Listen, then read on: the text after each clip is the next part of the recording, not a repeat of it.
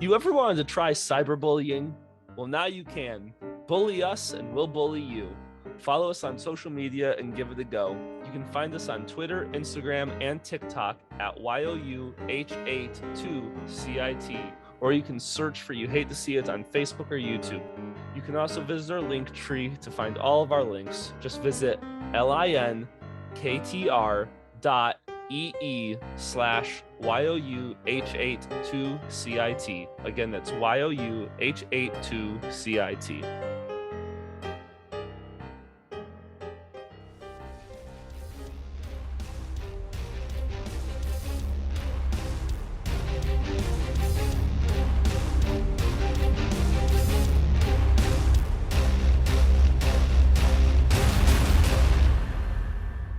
All right, welcome back, everyone, to this new episode of Drunken Jurors. I'm Jeff. I'm Adam. I'm Nick. And we have some guests this time. We have two guests at the same time. We're moving up in the world with Drunken Jurors. Our third guest ever, but we have two of them.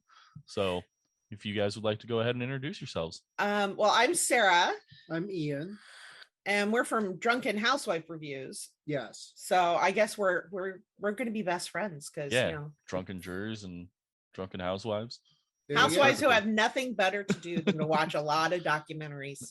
While drinking alcohol. Yeah, I was gonna say a little peek behind the curtain. It's fucking 9 a.m. for us, and we're getting drunk. So yeah, it's 10 a.m. Classy bitch, Irish coffee, iced Irish coffee, because it's the fifth circle of hell.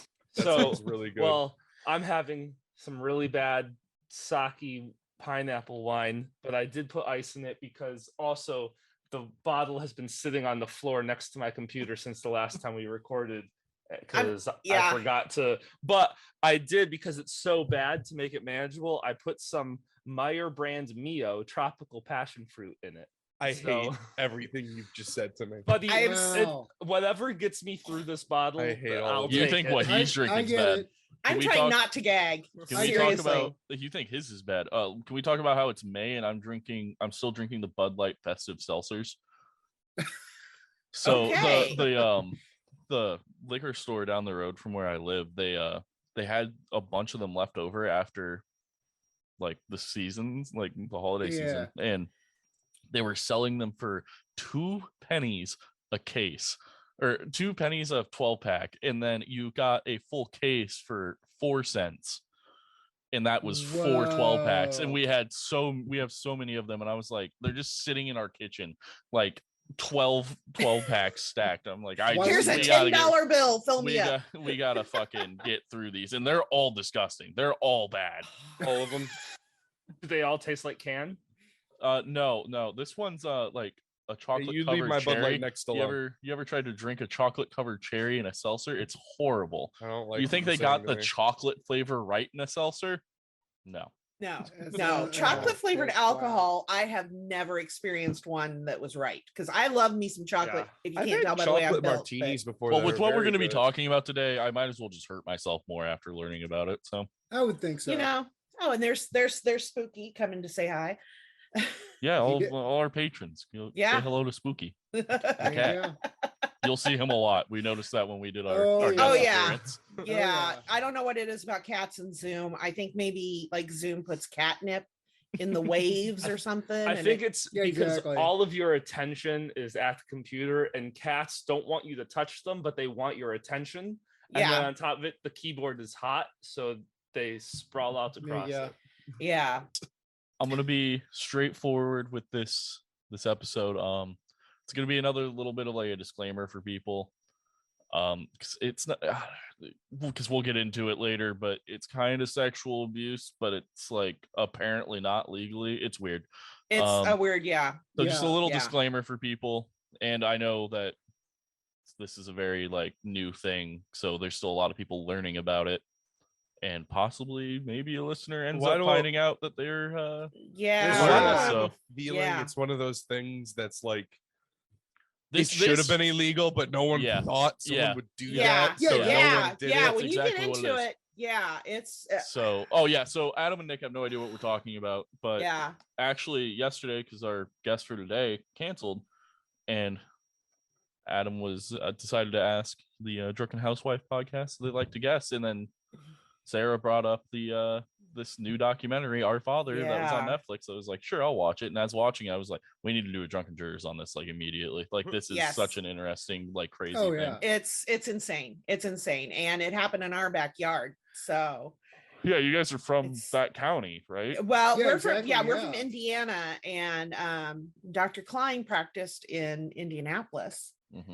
And I guess and he lives in Zionsville, which is in Boone. So I was gonna say that. I was like, when right before we recorded, you were like, it's like in our backyard, and I was like, yeah, since he's a doctor, I bet you he probably lives in Zionsville. I worked a couple cases in Zionsville when I was a private investigator, and that just screams doctor. Yeah, because it was weird for us when they were showing shots from Zionsville. It's like we have walked down that street. I've eaten at restaurants there. Well, I was just there yesterday. I do DoorDash in Zionsville on the side. It's like I was just there. Yeah, and now I'm seeing it in this. It's weird. It's crazy. Yeah. So is Zionsville kind of like our Skokie? To give you a hint, a lot of the Indianapolis Colts live in Zionsville. Yeah. Okay. Yeah, it's the rich suburb. It is just straight. There is like no bad rundown area of Zionsville. Exactly. Skokie. Yeah. All gorgeous homes, even the smaller little cottages, I'm sure are worth more than I will ever make in my lifetime. So for people for it. So we're talking about Dr. Donald Cline. We're talking about the topic of the Our Father documentary on Netflix. That will be mostly what we're going to kind of hit on. So this is going to be more of like a review of that, but we will go into a little bit of detail about stuff, and Nick and I will give our professional opinions per usual. Professional, not professional. Yeah. We studied it. We have degrees in it. We don't practice it. Oh, we get that. I say I have a degree in education that I'm currently sitting on my ass in my living room. Yeah, I don't think we talked about it on your guys' podcast, but Nick and I have had the same degree. We're both law enforcement majors with a minor in forensic psychology, and we're both like 2 classes away from having a double major in forensic psychology. Yeah. Okay. So you guys are going to be perfect for this because the legal aspects. The legal aspect is definitely where Nick hits it off. I'm going to be trying to understand what the fuck's going on in this man's mind because it is interesting. I was blown away because I remember we watch Fox 59 News like all the time. We love them. And Angela Ganote from they're Fox the same 59. ones that broke Larry Nasser too, aren't they? I believe so. Yeah. Because I heard it in the documentary. So that's what I was going to say earlier is this case fucked me up going like watching it. Almost like I think the last case that really fucked me up like that was Larry Nasser when we did Larry Nasser's case with Andy. Yeah. But I have to give kudos to Angela Ganote because she was the only person was contacted by Jacoba Ballard, the first child discovered through DNA, the first sibling. She was the only one that listened to Jacoba and was like, there's something here. I need to investigate this. Oh yeah. So raising a glass to Angela Ganote because if it hadn't been for her, Ferta boys. If it had not been for Angela Ganote listening to this woman and saying, yes, there's something here, it needs to be investigated, because everybody else was like blowing her off, including Attorney General. Yeah. Oh, the United States and your state. And the prosecutor for Marion County all were like, there's nothing to pursue. Or, I think later on in the documentary, the prosecutor's like, it got lost in the shuffle or something like that. In the defense, in the defense of the Attorney General of the United States, I don't know who or where, or when this happens. I don't know which Attorney General. This happens in like 2000. When did the trial was like 2016, 17. Yeah. Well, that probably would have been in the defense of the Attorney General. This isn't really a federal case. See, at the time though, this was like, but they still contacted the state's Attorney General. They contacted state. Yeah, no, that is definitely the state's attorney. I can understand on a federal level. I mean, they're dealing with all the states. I understand that one. But when you contact the prosecutor from your county and they just send you a form letter saying, we'll look into it. And then a form letter saying, get fucked. Yeah. Basically, that's like, sucks to be you. It's in a pile somewhere. We'll get to it eventually, maybe. But yeah, if it hadn't been for Jacoba and Angela Ganote just pushing and investing, I don't know if we would ever even have known that Dr. Cline did what he did. I think we would. I think that it would have gotten to such a high number that eventually it would have fucking came out.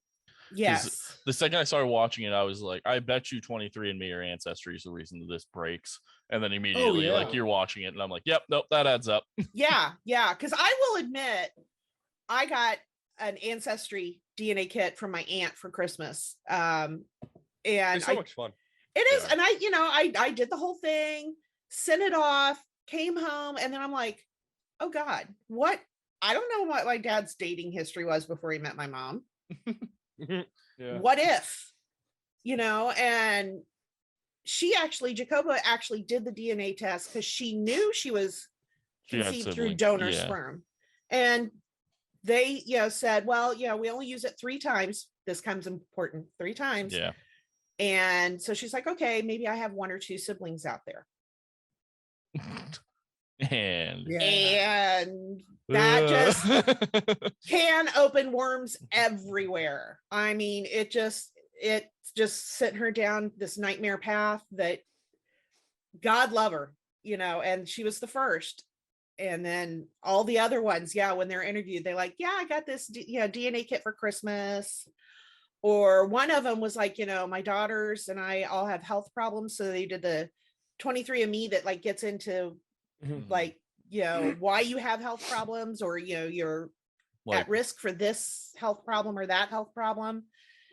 And so it's all down to those at home DNA. I did 23andMe, which is amazing for my health. I've taken a lot of advice from that to help my health out, which that's how I found out I have celiac intolerance, just because I never knew why. I felt like shit was bloating all the time and shitting my pants every 25 seconds. And now we know. And now I know. And now I still don't knowing's care. Half the battle. And he still eats pizza. Yeah. And but my fiance and I are afraid to do the ancestry thing though, because we're both like, I'm like 46% Polish and she is like 50, like somewhere in the high 50s% Polish. And we're like we know we are related somewhere down the line, but we are afraid of how close we might actually be. Well, and I mean, that's one thing that we both were thinking while watching this documentary. The reason why they only use a donor 3 times is to avoid that. Brother and sister meeting up and being, hey baby, I'm like, we're both blonde hair, blue-eyed babies. So but like in Polish, that's everyone. So it's Iceland or Greenland that they literally have a dating app, because there's everyone's related to each other to make sure that like before you go for a like hookup that you're not like first or second cousins. Weird statistic. Did you know that 10% of marriages throughout the world are actually between first and second cousins? I can believe it. Well, throughout the world, that makes sense. I can believe it. What's the country that has so few men and so many people are related that they Sweden. pay? Russia. I was like, Sweden. Russia also does it. Where they pay outsiders money to marry their woman. Well, the United States did that at one point. They actually the king of England, I think, or something, paid women, like somewhere in England, they paid women to come over. It was France did. Basically, if you were on death row or you were in prison in Paris, they gave you the option: marry a prostitute and move to Louisiana, and you're free. That explains so much. That explains so much. That does explain why the South is the way it is. No. Just Louisiana. That explains why Louisiana is the way they are. Just Louisiana. But when you get into this documentary, the freaking miracle that you never had a brother and a sister hook up is, I mean, it's mind blowing. Well, when you watch the documentary, you only know the story of like 6 or 8 of them by the time you're done. So by the time you're done, but at the end, as opposed to how many was it in counting? it was 94 and and counting. counting. And one news article I read, Jacoba said that after the trailer dropped, she got a notification of a new sibling. Oh, Yeah. Seems that's right. Wild. So yeah. And what gets me is when Dr. Cline was being interviewed by the police, they finally did arrest him on. Finally. Yeah. But the charge that they got him on, it's like arresting Al Capone for tax evasion, for tax fraud.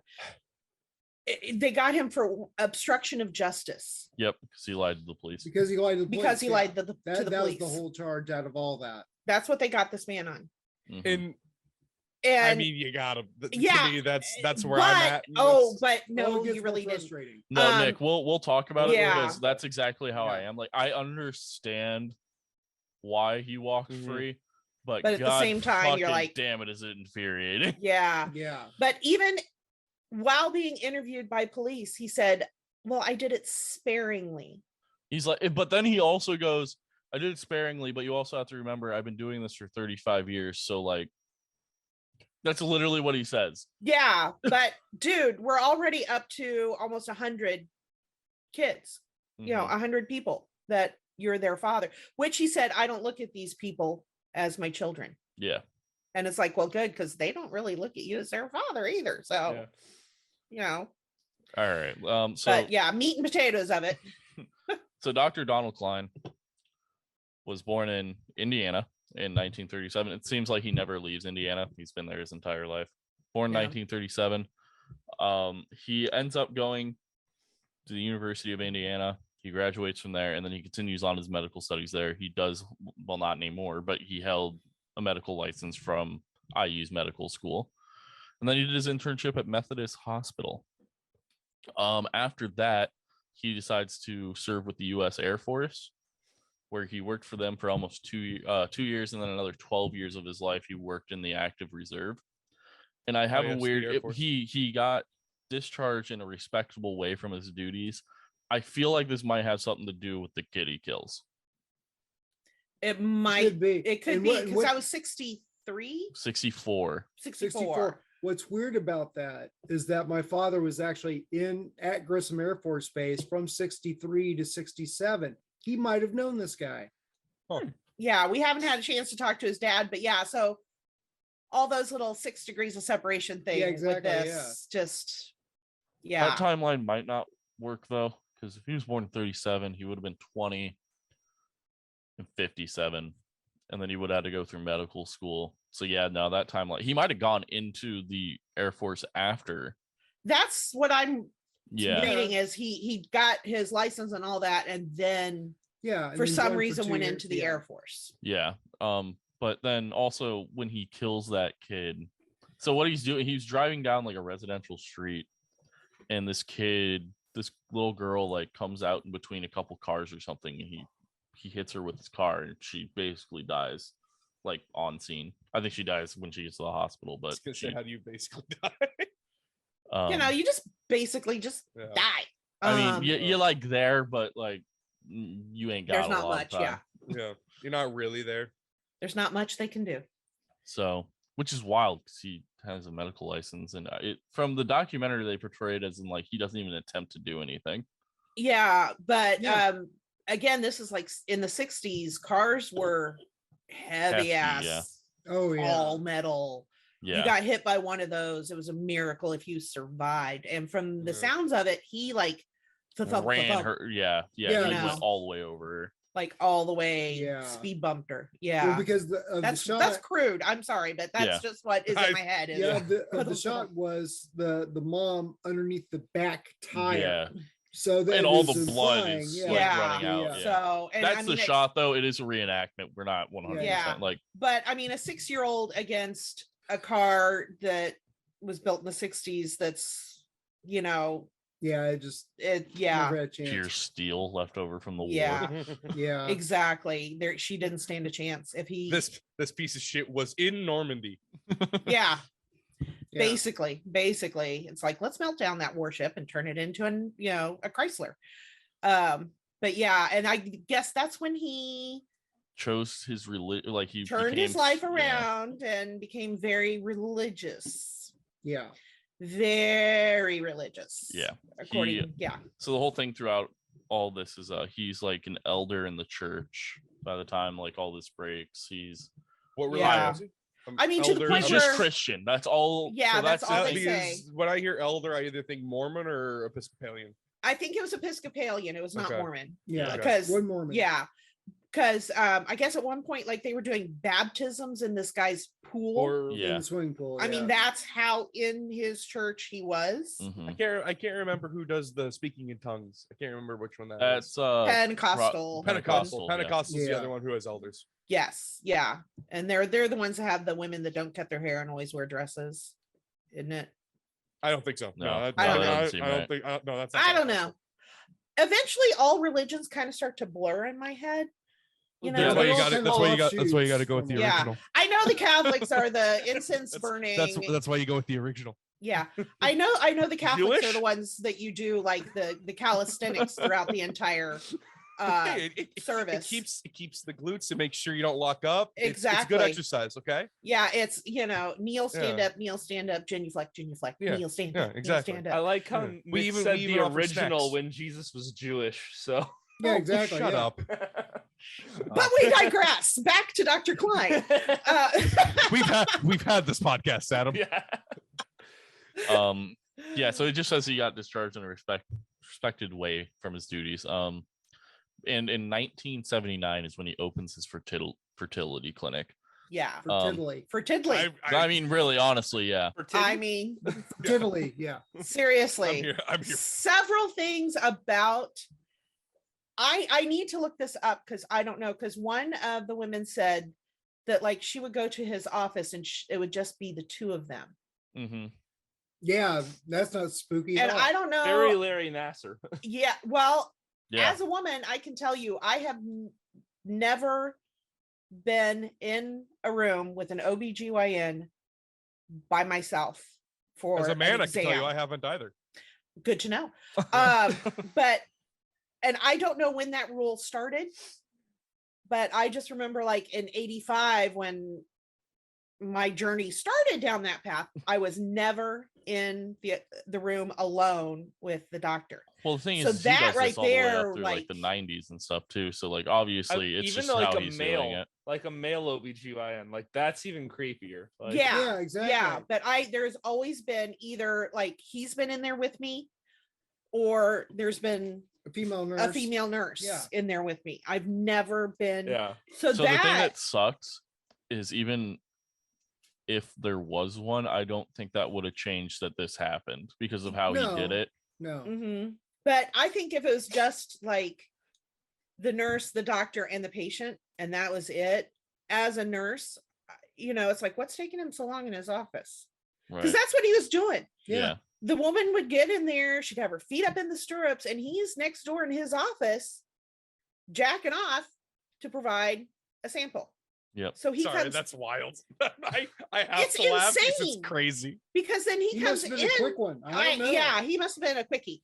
But I thought he was like kind of getting it all ready. 1 in 4 men. Oh yeah, here we go. So here we go. a thing. Yeah, that's my question. Was he already getting sexually excited? Exactly, yeah.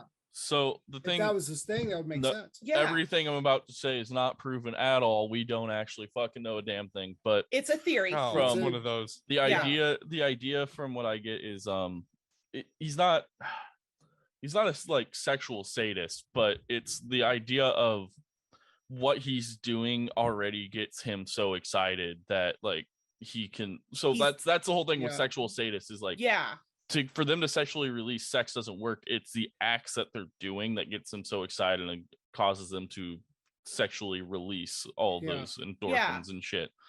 And I think that's probably what works for him. It's the idea of like what he's doing gets him like really like going. I think that's a decent theory. I really do. That he just got, and it's a power move as well. Which is why I think he's a classic narcissist. Yeah. I think his whole thing's about if you're doing this. Throughout the documentary, the only thing he was concerned about when it first started getting investigated was how it was going to affect him. Yes. You know, he's like, it'll ruin my marriage, it'll ruin my life, it'll ruin my career. Yeah. And that's all he cared about. Mm-hmm. And you know, and yeah, classic narcissist. Classic. But 100%. Yeah. So yeah, 1979 was when he opened this fertility clinic, and he had a very awesome success rate. Yeah, so he had a success rate that was really high. It wasn't so much the fertility, as much as he was one of the first people to have a very good success rate with the laser surgery repairing tubes in women. Like, he was very good at it. And that's what I hate about this, is that the fact that he was really good at what he actually did. Yeah, I mean, he was a very talented doctor. But I read something earlier. He actually, like, he would go around the world, like, to seminars, like, talking about like fertility and stuff, because he was just so well known, like, with his success rate and stuff. Yeah, but as a classic narcissist, that fed his ego. Oh yeah. Even more, getting to travel around and, you know, basically tell people, hey, look how wonderful I am. Well, then it's awesome also the idea of, like, the thing with him being a doctor and being so intelligent is this is back before even DNA could have been used for like criminal charges. So he probably never has the thought in his mind. He's like, literally, like, they'll never know. Like, how would they ever know? Yeah. Like, they'll never have the DNA to test it. And then I feel like probably in the 90s and early 2000s is when, like, I feel like he would have to be like, fuck, this could go horribly wrong. Yeah, because it was like, I think all of 85 or 86, I think, was when is the last like year that they're finding siblings. So I think because that's about when DNA started to become. That wasn't until the 90s. Yeah, late 90s. Well, but DNA known, getting used. you know, known because you know, I think that's about when people were like. That's probably when the studies on DNA. I don't think the genome was sequenced until the mid 90s. Okay. So that's when they really would have started. Because I was wondering why 85. Why, you know? Well, yet again, we don't know all the siblings. Like, there could have been. Sure. There could be, because getting into it. Like, well, he's also. You have to remember, he's getting old now. He might learn that, like, he's becoming infertile. Although, why didn't he just take some Viagra? To this day. Well, Viagra's not going to help with his sperm being fertile, but I mean, Cary Grant. He's 84 right now. So but Cary Grant fathered a child when he was 72. Yeah. So it's possible, but it may just be, I don't know. He also has all the resources to probably find out if he's infertile. He could probably do all that, like that testing on himself to find out if he is or not. Because you also in the documentary, you'll find out there were women who came in who were infertile that, like, he impregnated with his own semen multiple times before they finally were actually pregnant. One woman, because the women that did this, they equated it to rape, and to me, yes, I would agree. And one woman said that means he raped me 15 times. Yeah. So the Human Genome Project was not completed until 2003. Okay. But they had sequenced the DNA of a virus in 1984. So they knew it was possible. They just hadn't done it yet. So but it's just weird that, like, you know, 85, he was still 85. He would have been in his 50s, and it's possible. Yeah, it is. Yeah, it's possible that he was still fertile. I mean, I know. Well, with the amount of times he's masturbating and impregnating people, who really fucking knows? I mean, that he could be shooting dust. Who knows? But it's just I was wondering what happened at that point in his life that he was like, I need to stop. Or let's go back to stop. Let's go back a little bit here. Because he does have, obviously he runs a clinic. He does have, like, the women say that, like, it was always just him and them, or like him and themselves. So but he did have a like a secretary nurse lady who worked there for like 13 years, and then he had a partner at one point, like another doctor that worked in the same place who was partnered with him. So in the documentary they talk I'm just gonna call her a secretary. I don't know if I think she was actually a nurse. She was a nurse. So we'll call her a nurse. The nurse, so how they did it back then was, at least when he started, it sounded like they didn't have the option of like preserving the semen. Yeah, I don't think they knew they could would freeze it. Yeah, so they would use residents' fresh samples. So like when someone came in, they were starting to ovulate. He would schedule the appointment, then find a resident that, well, quote unquote, what he was supposed to do and says he did. Clearly, he did. He might have. Well, clearly he did at some point. I don't know if he found if they looked like the father, but so the resident would then ejaculate into the container.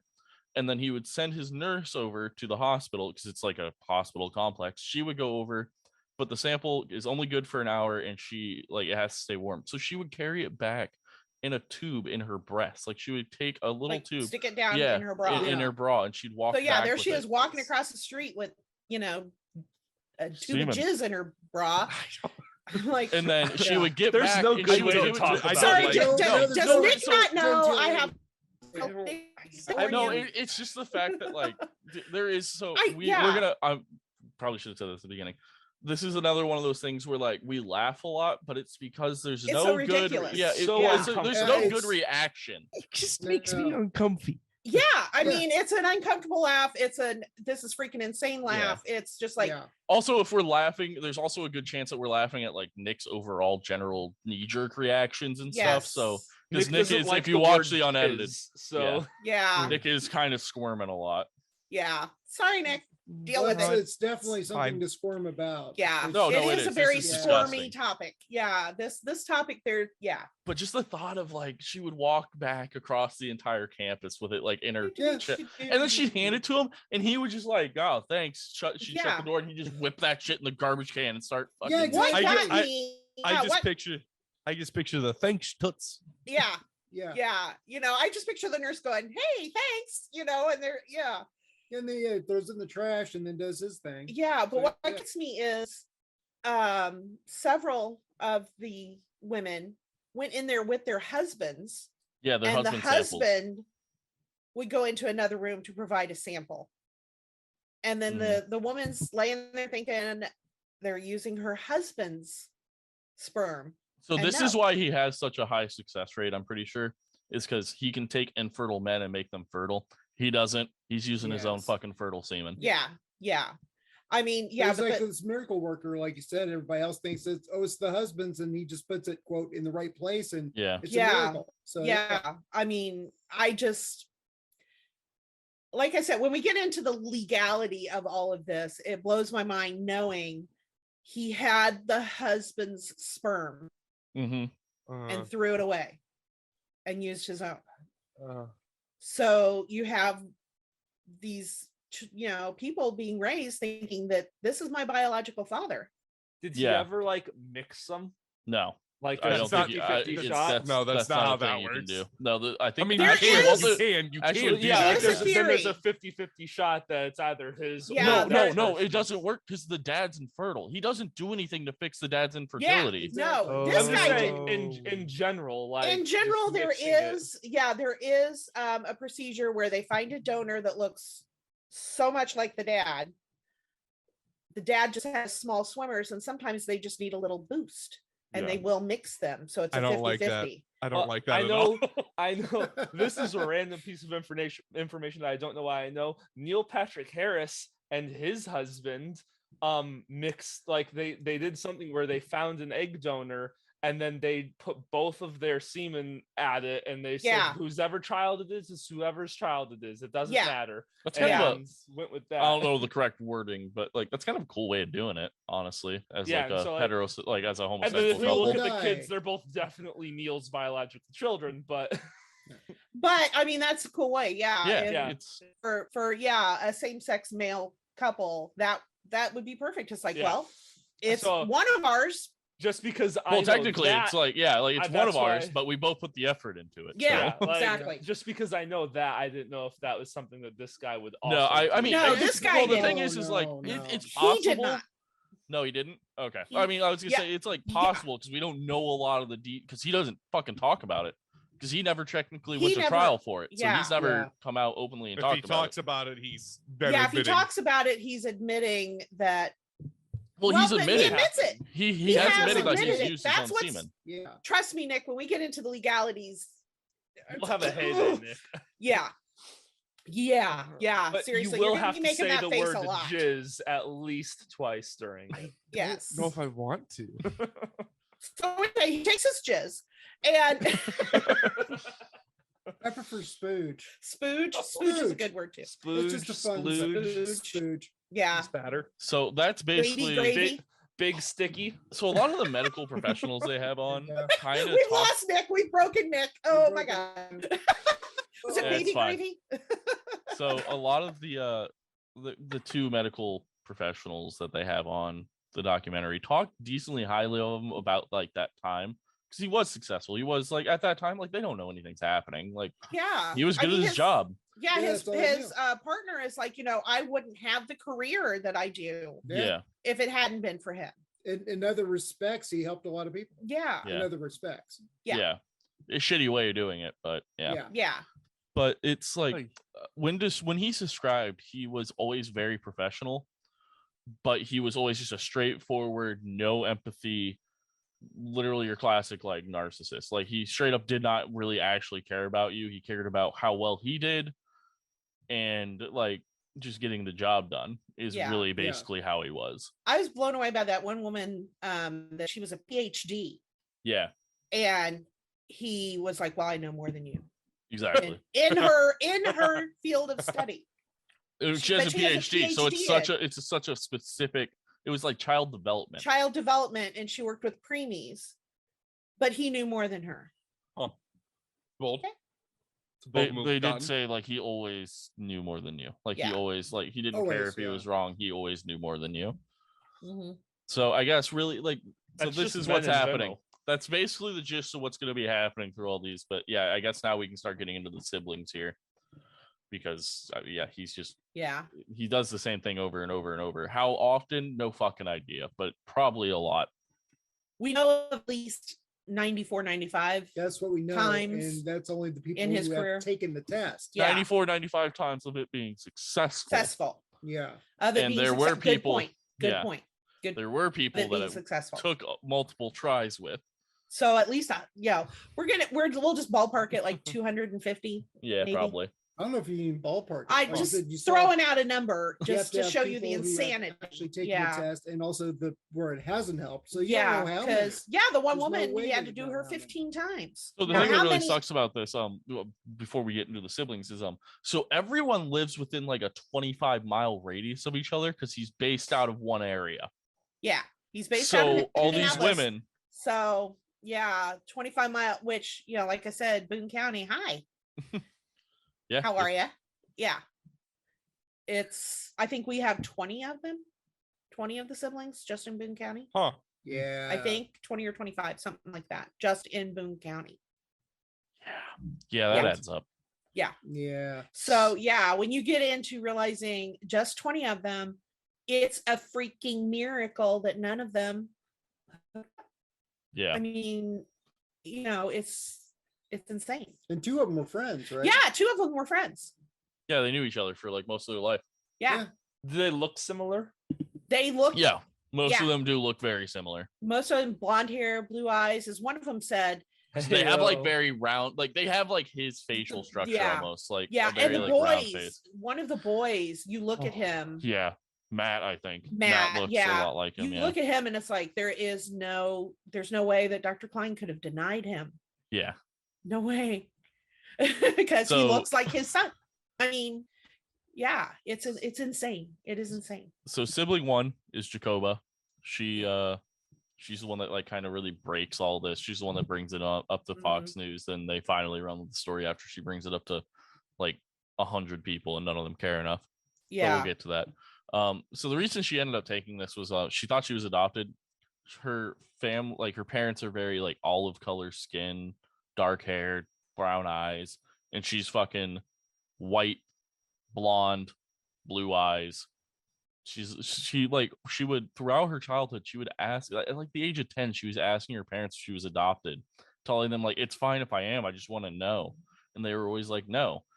And they told her like, you were like, what's the word? Fucking, oh my God, why can't I think of the word? artificially inseminated. Yeah, there it is. That's gonna be what you're looking for, bud. Yep. Yeah. They used IVF treatment. Yeah. I guess. So in 1999, she had called Cline because she found out the fertility doctor that her mom went to. So she calls Dr. Cline, and he's actually the one that picks up. Like, he's actually the one that talks to her. She was trying to just find like a donor number or something. She knows that like if it was a donor, she's gonna have a couple siblings, because they always told the people that like they would only use a donor 3 times, because otherwise then you start to oversaturate the general area with a lot of DNA of people that don't know that they share DNA, and you have a chance of running incest without people knowing it's incest. Without them knowing. Yeah.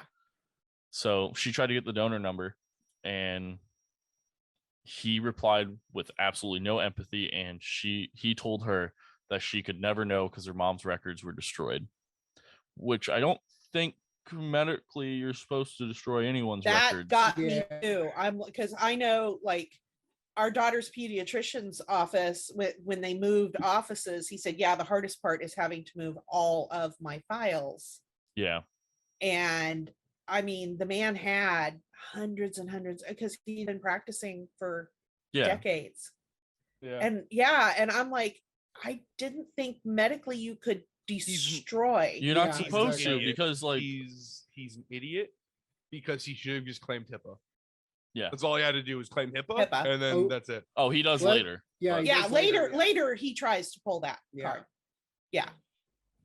But at the time he told her that the records were destroyed, which that one got me. So a few years later down the road is when 23andMe becomes like a thing in the 2000s. So Jacoba, because she wants to know if she has siblings, she doesn't care about like who her actual father is. Like, she doesn't really care. So she's just trying to find out who her siblings are, expecting to find like 1, 2, up to 3 of them, maybe. Yeah. And she gets 7 hits on having 7 half siblings, which would be donors. And she's like, weird. I thought they only used them 3 times. And that's where this case fucking breaks. Yeah. Because they're all technically unknown to her. And then over time, a few more come out, and she gets more hits, like having more half siblings. She's like, what the fuck? So she actually finds a couple of them. She's talking, they live in the area. And she's talking to one of them who's like her second cousin or something, based off of like the whole half sibling thing. So it's like her second cousin. She's talking, and she's been doing research. She's looking through like family history of last names. She finds a Swinford, and she finds out that Cline's mom's maiden name was Swinford. And she asks the second cousin if she has a Donald Cline in her family, and she says yes.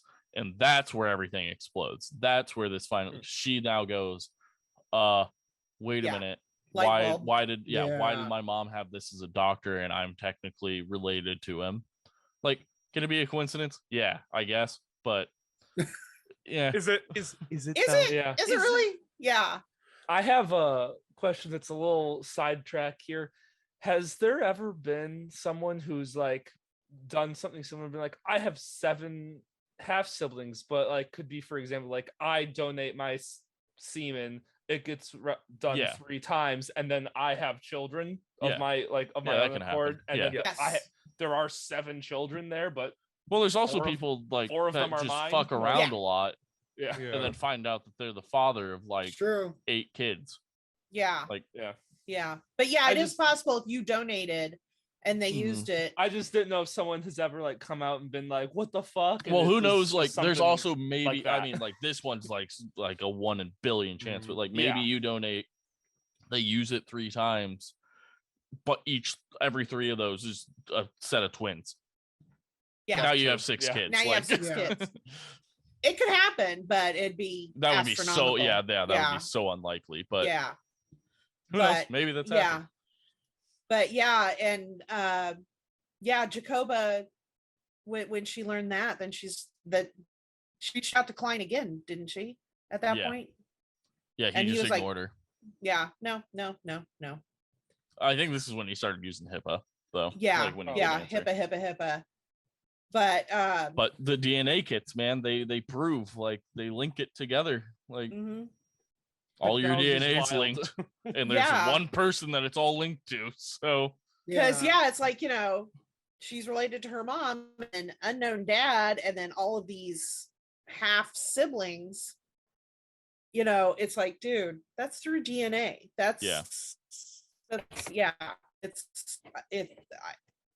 Seriously, my mind melted throughout this entire documentary. Oh yeah. Mine still is. I don't like it. Yeah. So it gets worse. Worse. Yeah. So this is when she starts reaching out. It is everywhere, like, Nick. she's trying to get like the story out because she wants to find those people so they know. So she's using Ancestry like every day. She goes into like full detective mode. She's like going through like everyone's histories and stuff, trying to find how they're linked. And she's reaching out to people, and people are learning, like other siblings are learning. And that's like Julie Harmon, who was sibling 14, finds out. Mm-hmm. And then you also get Matt White, who is sibling 17. We're numbering them. How they're numbered. We're not. That's how they presented in the documentary. Yeah. So in the documentary, you got sibling number 1, then you've got sibling number 14, just to show you keep them all straight and show the tally. Keep you all straight, keep a tally, because he's only supposed to use it 3 times. Well, we're already up to at all. Well, yeah, that's also true. But I mean, you're only supposed to use it 3 times, and we're up to sibling 17 or 18 at this point. Yeah, that's a lot of octuplets. So she's exactly. She's out there. So she starts off with just state stuff, like district attorney and representatives of the state and stuff, just trying to get someone to fucking listen. She's getting generic letters back of like denial or just like, yeah, we'll look into it. So she goes up to, she goes up to the fucking United States district attorney or which like I can attorney general. At that point, it's like somebody has to listen to me. She reached out to multiple news stations. No one listened. She did. Until Fox 59, right? It was Fox 59. She's watching the news and she's like, I didn't send it to her, to Angela Gannott. And she reached out to her on Facebook, not through it was actually just the station, to her personally on Facebook. And she gave her she laid it all out in one message. Whole thing. So she just had to read it basically. And she was like, we got to run with this. So, but the thing that sucks is initially when she runs with the story, she can't use his name. Like, that's she can't. Yeah, she can only state that a physician in Indiana is suspected of. Yeah, and so she has to run the story without using names, basically, and like it gets out there, and people start hearing about it, and more people start taking the DNA tests. Mm-hmm. And she reaches out to Cline too. More and more. Oh yeah, she tries to reach out to Cline. Cline like denies. Cline actually set up a meeting between some of the kids and Cline. I think there was like 8 of them that showed up. Yeah, like 7 or 8 of them. Yeah, so Jacoba was one of them. I believe Julie was one, and Matt was one. Yeah. And they show up and they're sitting down he walks in. He's older now. He's walking with a cane. He walks in. They sit down. They're at a restaurant. And he pulls out, he clearly has a gun on his hip, by the way. Yeah, I was going to bring up that point. He carried a gun. Which also does not matter in Indiana because it is a fucking open carry state. That's new, though. That's new. That part is, That's but new. Still a concealed carry. But still, for him to show up to... But still, a meeting with your... So you're like, but like also people who have concealed carry, like you usually just carry that shit anywhere you can. Because that's the point of having concealed carry, so... Unless it strictly says you cannot have a weapon in here. But it's concealed carry, which, I mean. Yeah, you shouldn't be able to see it still. Yeah, you shouldn't be able to see it, but still. It's concealed, not open. Yeah. Yeah. But there he walks in and it's clearly on his hip. And everyone saw it. Like all the siblings knew. All of them. So he sits down and he starts asking them their name, their age, and what their profession is. And he has a notebook and he's writing it down when each one of them answers. Because literally it's like he's ranking them, almost like this whole thing was an experiment to him, seeing what his genes would do out in the world, seeing if they would become like successful lawyers, if they would carry his intelligence and become like super successful in something. Is almost what it seems like. Did he have like kids of his own? He had two kids. No, 2 or 4. I can't remember. It was he does have kids of his own though. He does. And actually, Jacoba met with a son and a daughter at her church. And they were like, we asked our dad, and he said no. Yeah. And they totally believed him. And I'm like, I'm sorry, but if somebody said my DNA matches with your father, I'd be questioning dad. Yeah, but it's also at some point it's also your dad. Yeah, like, it is your dad. I can understand like depending on how the relationship was, like they could think he's like a hero. Like yeah. True. But also he is a classic narcissist. How has he raised those children? My word is law. My word. Yeah, maybe he's actually the reason he wrote them down was to compare them to his own like actual like kids that he had with his wife. Yeah. That he raised. Mm-hmm. So it's just fucking, oh my God. But at the lunch, he gives them his favorite. Oh yeah, his favorite Bible verse. His Bible favorite Bible Jeremiah verse. Jeremiah 1:5. 1:5. Yeah, Jeremiah 1:5. I wrote it down. Let me consult my notes. Before I formed you in your mother's womb, I knew you. He had that like cross-stitched in his office. Yeah. What was it? Yeah, and he gave that. And Jacobus Jeremiah 1:5. Jeremiah Before you 1:5. were formed in your mother's womb, I knew you. I knew you. Before I formed you. Oh, yeah. Before I formed you. In your mother's womb, I knew you. Yeah. And Jacobus like, don't you dare use your God to justify this. Yeah. A little extra mind fuck on top of that. That just pissed her off on a whole different level. It's like, no. And I guess one of the patients who was Jewish said that she felt very uncomfortable in his office because he had Bible quotes all over the place in his office. Well, Jeremiah is Old Testament, so actually technically that's. But well, either way. But I mean, beyond that, he had other ones. Technical, and it's nothing but it's But the important thing about that one Bible quote, to bring a theory into it. Yes, Jacoba, let's do it. I have this one pulled up. Buckle in, Nick. Hit us. I don't Buckle wanna. in. Yeah, you're gonna love this. I'm not. Get ready for that quote, the Quiverful followers used. Quiverful is a religious movement in which you are supposed to have as many children as possible to keep your quiver full for warriors for God. The Bible verse is whose quiver is women full. Are quivers and objects in this situation. Yes. Exactly. Okay, as long as I'm just clearing things up for anyone.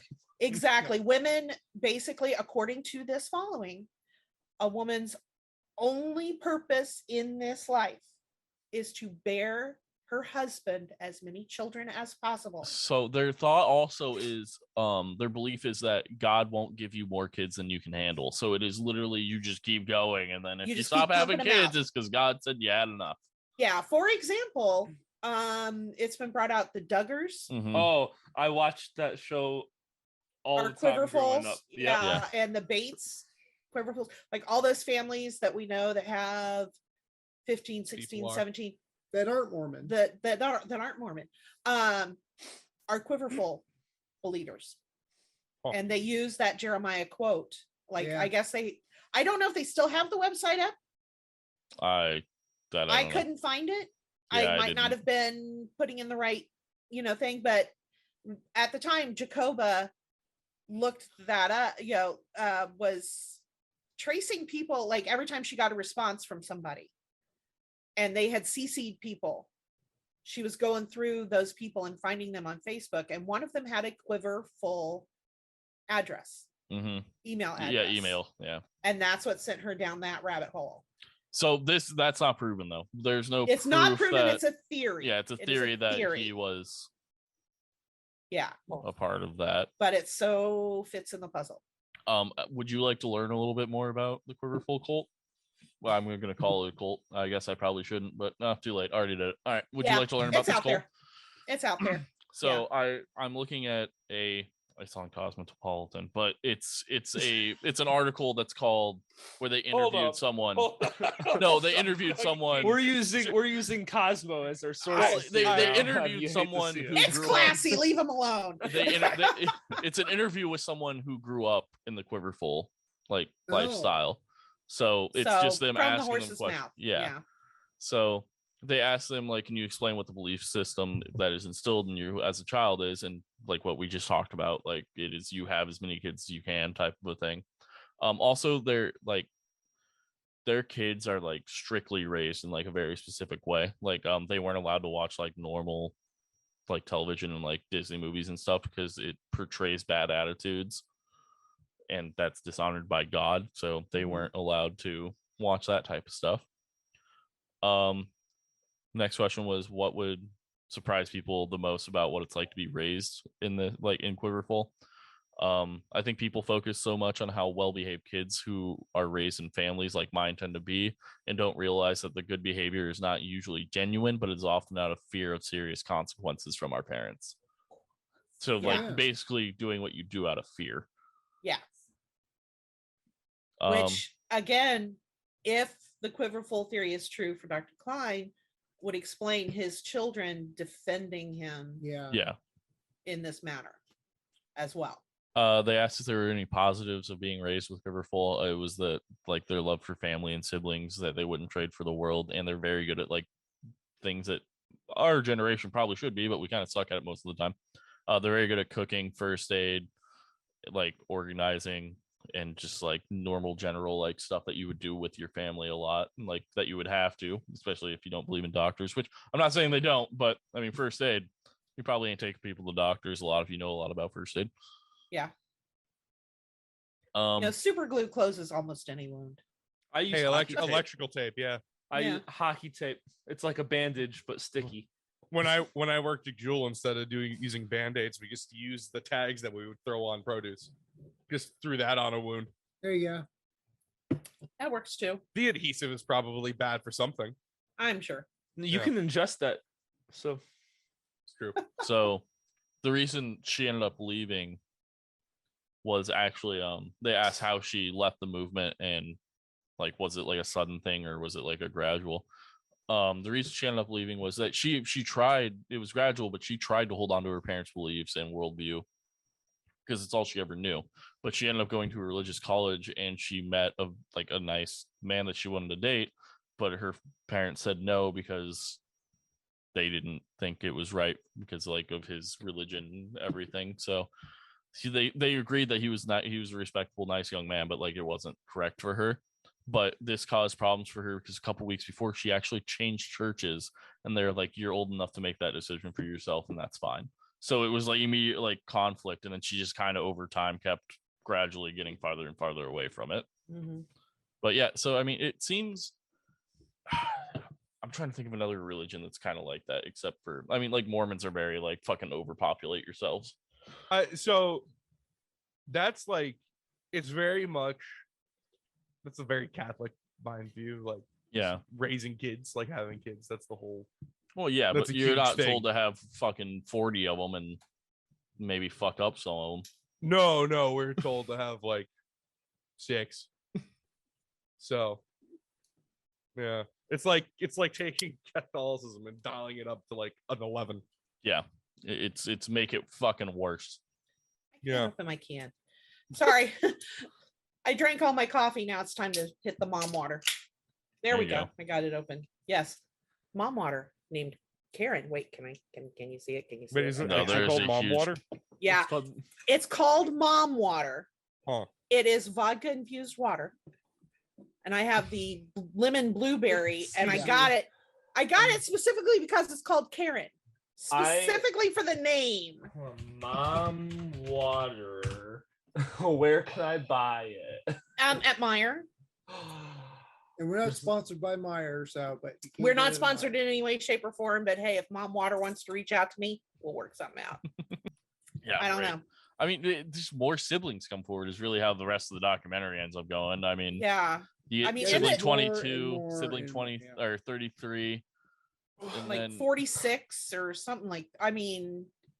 Yeah, it was insane. There's a couple, and it's just them like meeting up. I'm not saying like go watch the documentary for yourself. It's gonna mind fuck you. Even after listening to this, go watch it. It's still mind. Yeah, seriously, because there's stuff that we're There's so many details that we can't squeeze into this. Yeah, but one thing I did find interesting was the number of siblings that have medical issues. Yeah, they all have like autoimmune diseases. Autoimmune that don't exist on their mother's side of the family.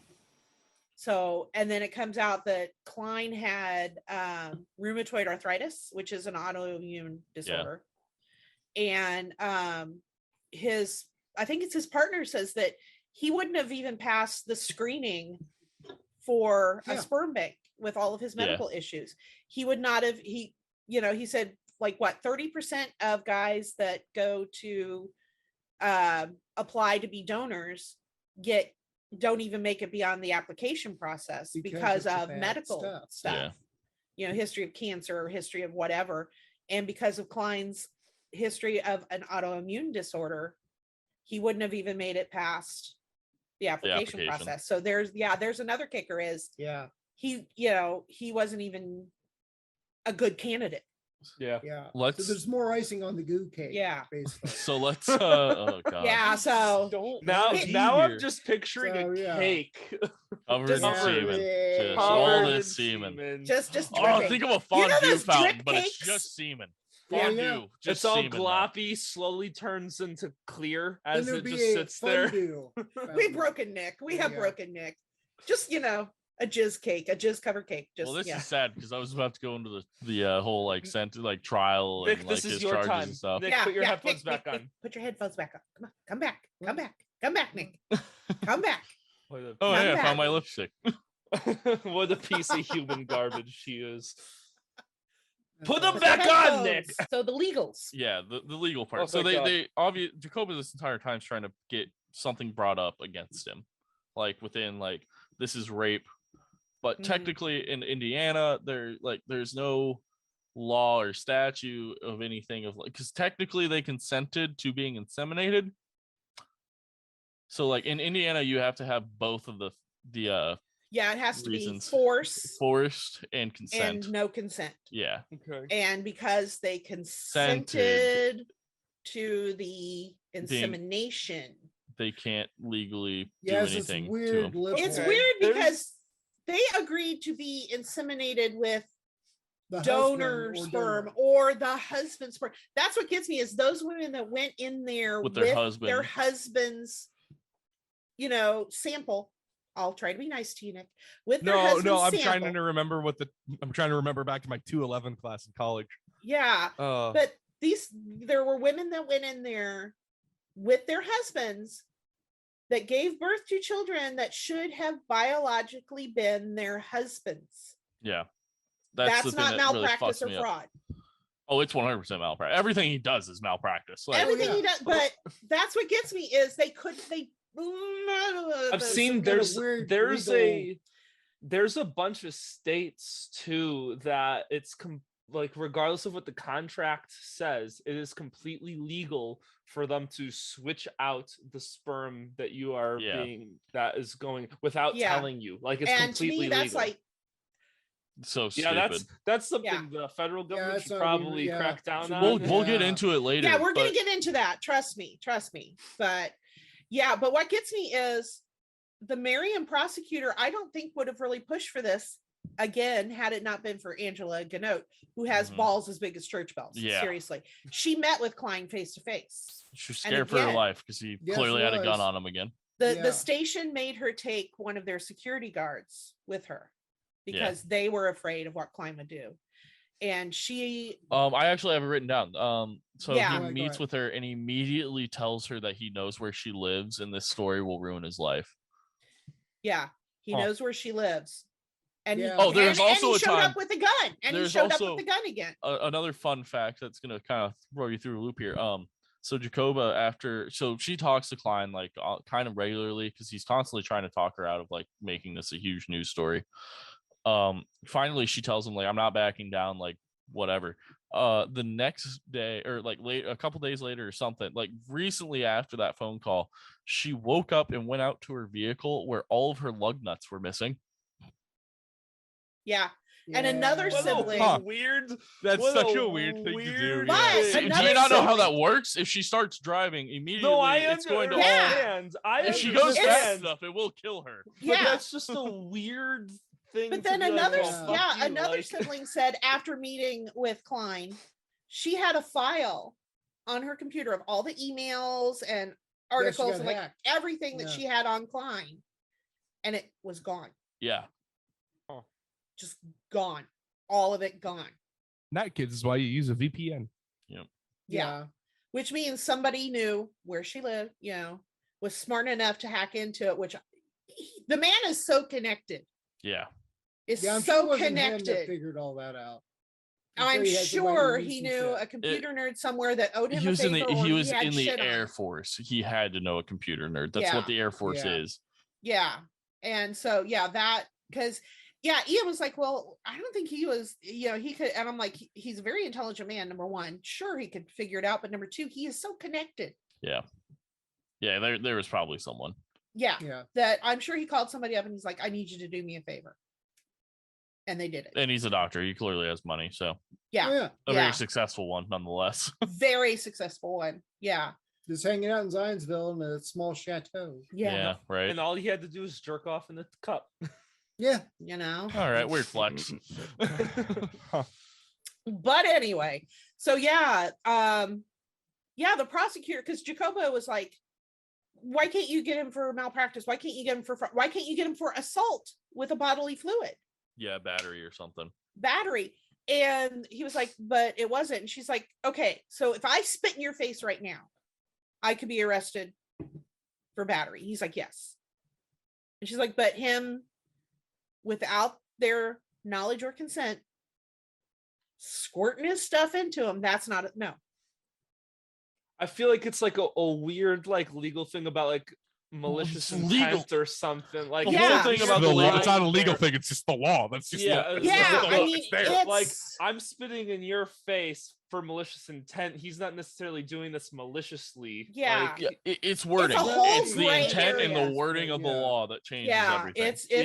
It's like this whole gray area that they can't get him for malpractice because he did what they went to him for. It's not legal. Is not legally rape either. Really. It's like a weird gray area. What I love is the prosecutor. He's like, I can understand it is a valid emotion to feel like either you or your mother, whoever he was talking to, was raped. It's a valid human emotion. Feel it, human emotion. But legally, as a human being, it is not legally. It is not rape. But legally, it is not. And everything. And that's what I felt the entire time was like. So when I started watching it, I was like, I wonder what this guy, because I tried not to look it up while I was watching it. I was like, I wonder what this guy's charges are, because I feel like that's rape, but I bet you legally that he does not get charged with rape in this. I was like, I bet you he gets charged with medical malpractice, which also does not happen. Yeah. No, he doesn't, or fraud. Why was he not charged with malpractice? I think malpractice is technically done in a separate court system where you just lose your medical license. I think malpractice might actually be a civil thing. Yeah, that makes sense. Yeah, but I guess he technically did what they went in there for. They went in there for artificial insemination. He artificially inseminated them. Yeah, he did his job. It was in a gross way. He did his job. Also, everything we're saying right now, don't think that we're defending this man. This man is literally one of the biggest. He's we're showing how garbage human being.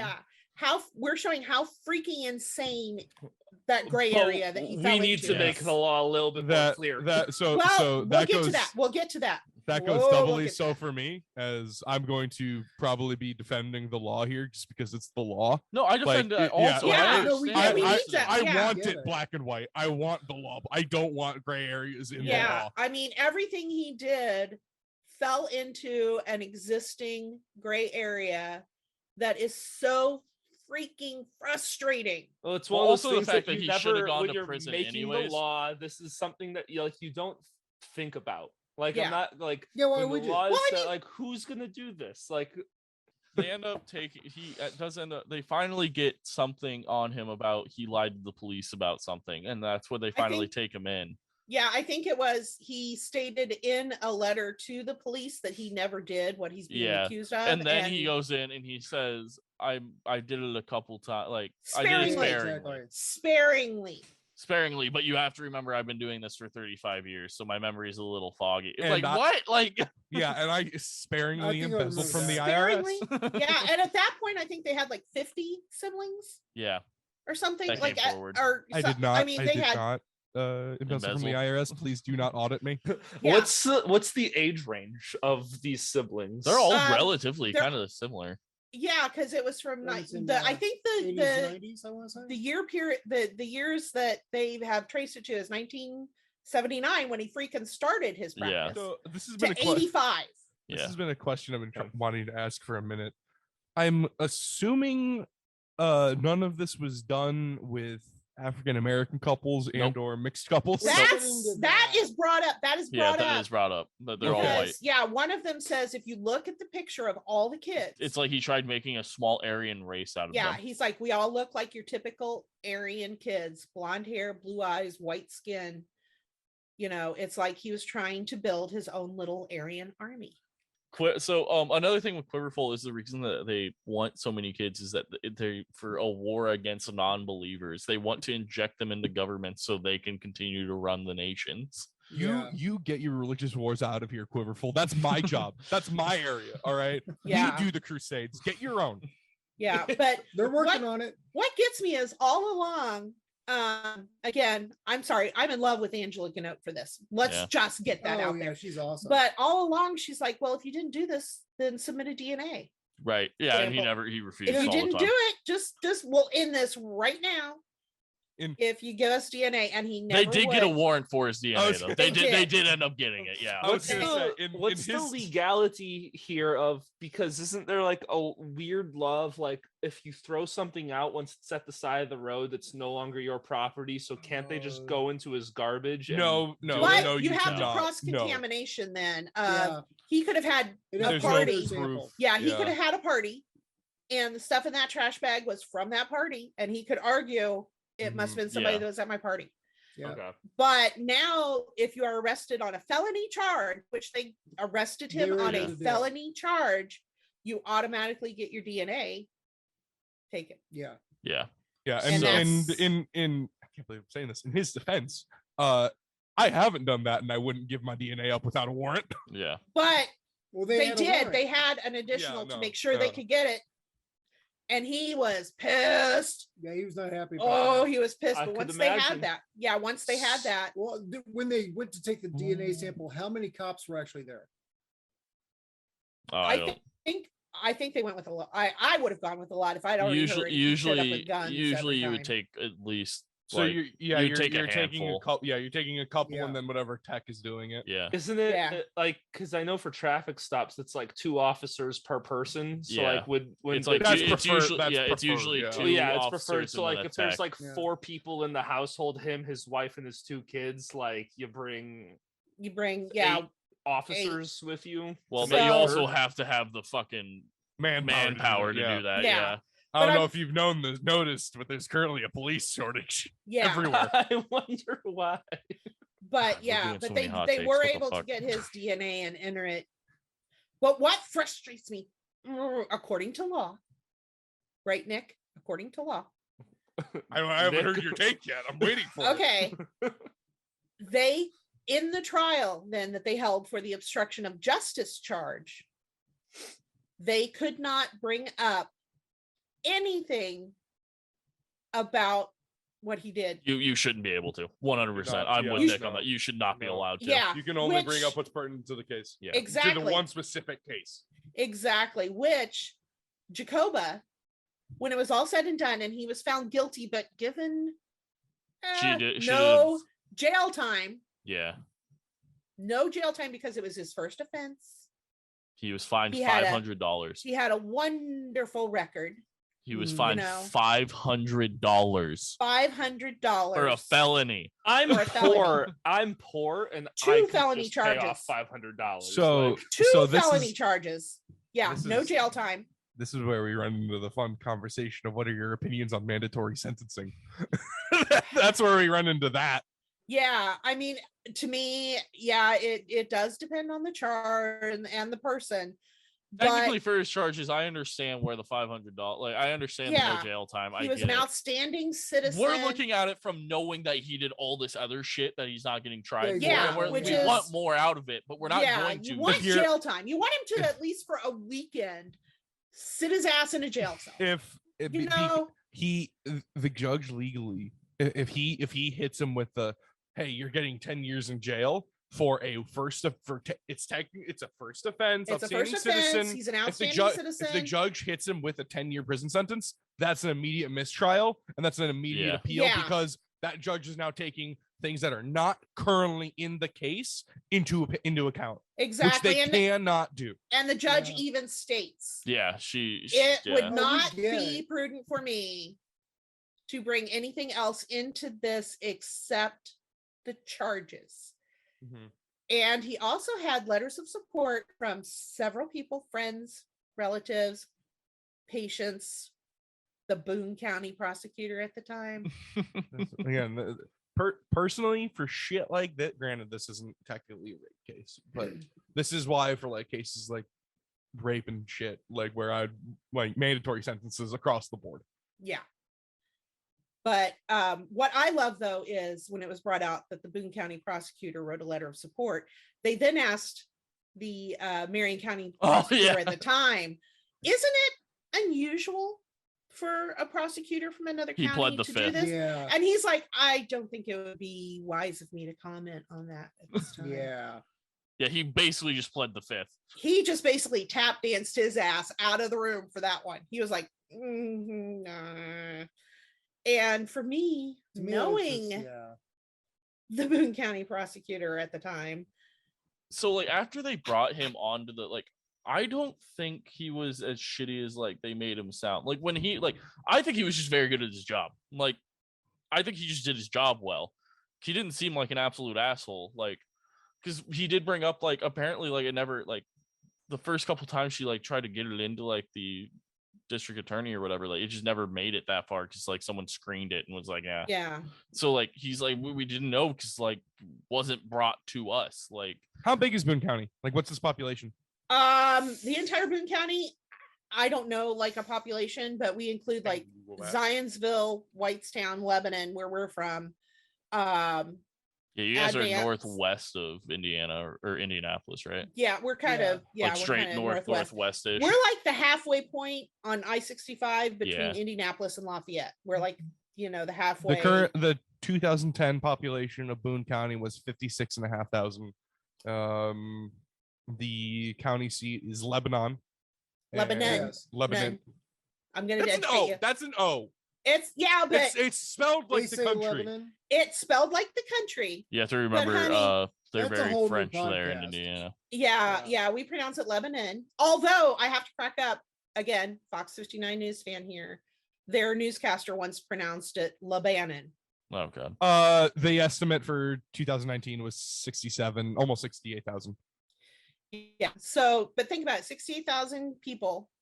20 of those or 25 of those, I can't remember, are his kids. Cline. That's 158 people per square mile. That's actually relatively dense for the middle of nowhere, Indiana. It's not really the middle of nowhere. Yeah, but but to think about like the suburbs now. Yeah, but to think about in that area, we've got like 20 or 25 of the siblings, and none of them ever married. It's not an astronomical, thing, but it could have happened. Yeah. There was that chance. So, and like two of them, like you brought up earlier, two of them knew each other. Like they were friends. The husband of one of them coached the other's daughters on a sports team. And so when she contacted her friend and said, hey, you just did this ancestry test and we're siblings, the other one was like, she's putting me on. This is a joke. But she kept, no. And then Jacoba reached out to her and she's like, oh, fuck. Yeah. And so they've known each other for years. So see, it was two women, but still, I mean, So to wrap things up, I'm gonna quick hit on a couple things.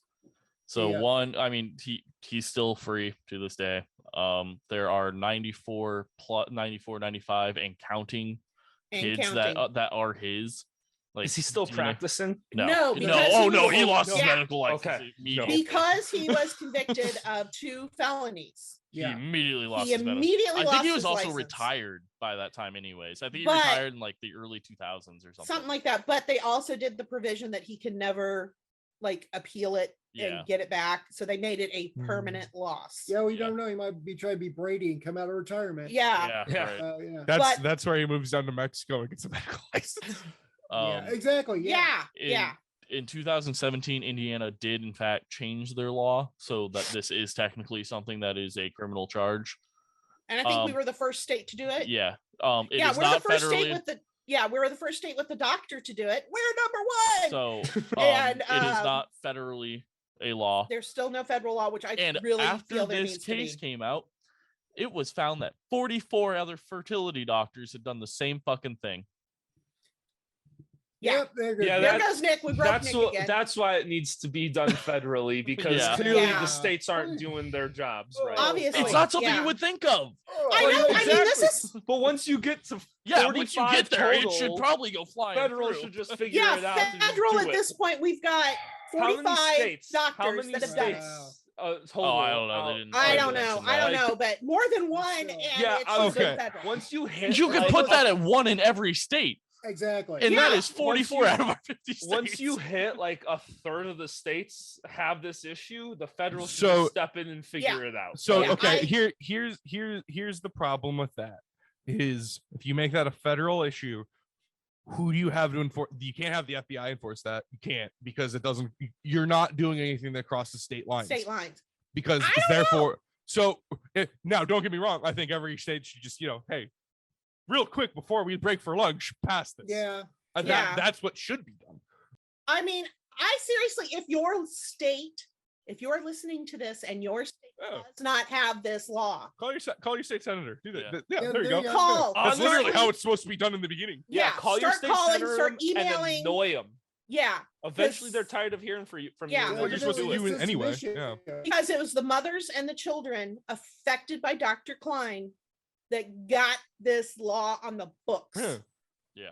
It was like- thanks to them pushing the state, saying, "Look, it's a new territory. We understand that," but he got away with it because there's no law that covers what he did. Yeah. Do we know if see- Illinois has a law against this? So, That's like, a I don't know. Good. the Look it up. problem with this I don't even kind know of what I stuff- would Google on this. the I problem guess with look up this kind of fertility stuff- doctor laws or something. I don't know. The problem with this kind of stuff is like every state is like, well, it's not a problem until it's a problem. So like if there's no cases of this happening in Illinois That you per know se, of. That and you any know cases that of. we know of happening in Illinois, we don't know about, so it's not an issue yet. Yeah, This- but I feel this is one of those things that's like, there's fertility doctors in your state. 99.9% of them are probably amazing people who are doing what they're supposed to do. Well, yeah, but you only hear there's about that- the 1%. That Yeah. 0.1% is a shady ass son of a bitch. In my opinion, this law, it would follow under This rape. law should be It should happen. And here, and I feel that it is like law adjacent to rape. You Oh, are yeah, it's doing definitely something to definitely. a woman's I mean, body shit. with without her knowledge or consent. It is illegal for someone to rape a coma patient. Eight Anyway. states currently have laws on the books that make it a felony. So that's deal. Which What? states? Shockingly, Florida, Arkansas, Kentucky, and Texas. Probably that's probably because that's where all the Shocker. cases are happening. Could be. Colorado, Exactly. Utah, Arizona, and California as well. And then there's about another 8 states that have proposed legislation, including Illinois. Well, that's good. Okay. At least That's there's good. something That's being good. They're done. trying. It's in the Good. Yeah, process but I of mean- getting there. Plus, this happened a couple of years ago, and this is on. So yeah, Yeah. so Yeah. it's going to be a slow It's a process. it's a because process. The government. Yeah. It is a process, but and I'm just saying, if you live in one of the states that it is not a law yet, even if it's pending, Start calling your senator. Yeah. if it's pending, start calling your senators. But if you live in one of the states where it's not even pending or it is pending, I would still cover myself and go in there. Everybody knows somebody who's a notary Oh, anymore. shit. Okay.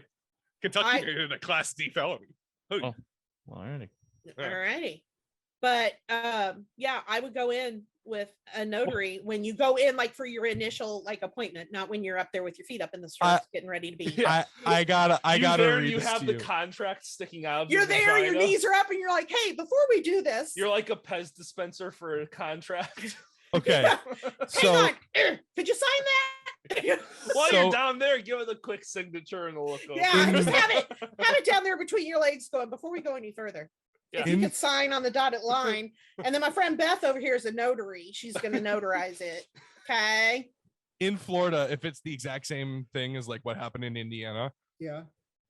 2nd-degree felony, 15 years imprisonment and a $10,000 fine. Well, there you go. There's progress. Yeah. Really, Florida. Yeah. Shocker. All right. Wild. With all that, we're gonna wrap this up because this has been a 2-hour fucking recording. This might actually get separated. You're gonna be cutting. Yeah, it's that or this is gonna get separated into 2 episodes. That's fine. With that, thank you, Sarah and Ian, for joining us. Yeah, please go ahead. Blast. Yeah, go ahead and plug everything you would like right now. This is your chance. Awesome. Yeah, we actually met you guys through our podcast, Drunken Housewife Reviews, where shocker, I drink. And you can find us on YouTube and Spotify and Anchor, blah blah blah. Yeah. And we interview awesome people like you. We've also done movie reviews. I will admit, in one movie review, I might have gone on about Dave Bautista's ass a little too much, but you know. But can you though? Is there really too much to talk about with that man's ass? But anyway, so yeah, I've broken Nick again. But yeah, so find us on Spotify, YouTube, just about everywhere you can find. We're on Facebook. Yep, we're gonna be dropping some new episodes soon. I'm including the episode we did with Jeff and Adam, not Nick. Yeah, fuck you, Nick. Nick. Yeah, I was probably working. I don't know. Yes, you were. I was okay. Yes. Yeah, I know. Yeah, I was wanting to talk to you about your whole bloody nose during the Tylenol thing, but no. Yeah, this is when you were working and we're also sick. Oh, wonderful. Yeah, I remember that. That was fun. So nice to finally meet you, Nick. Nice to meet you. Yes. That's the first person who ever say that. That's true. Pretty sure if I do any more of these with you guys, I'll be like, fuck, it's Nick. Yes, that's usually how it goes. That's my girlfriend's reaction, actually. Yeah, that's how everyone that's on our show enough acts. Yes. All right. No, I love the fact that I broke him a couple of times. Oh yeah, it's been getting easier lately, and I don't know why.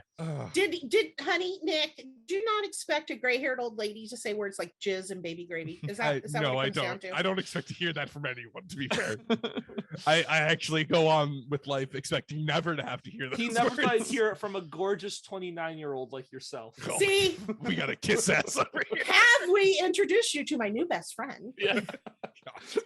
Yeah, Nick's known him for a while. Yeah. Nick's not a great fan. Yeah. Let me tell you, Nick, I was raised by a woman that outdrank Marines. Oh. So that's the bloodline that I come from. God help me. Have me on more shows, Nick. Oh shit, I gotta go to work.